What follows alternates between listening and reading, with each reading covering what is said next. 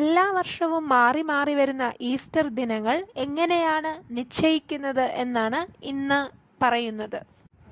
AD 325 നിക്യ സുന്നഹദോസിന് മുൻപ് പല സഭകളും പല ദിവസങ്ങളിലായിരുന്നു ഈസ്റ്റർ ആഘോഷിച്ചിരുന്നത്.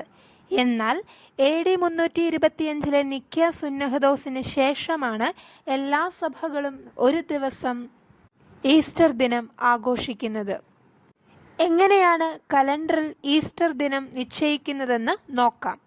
ഭൂമിയുടെ ഒരു പ്രതിഭാസമാണ് സൂര്യനും ഭൂമധ്യരേഖയും ഒരുമിച്ച് വരുന്ന വർഷത്തിലെ 2 ദിവസങ്ങൾ. ഈ ദിവസങ്ങളുടെ പ്രത്യേകത രാത്രിയും പകലും ഒരേ ദൈർഘ്യം ആയിരിക്കും എന്നതാണ്.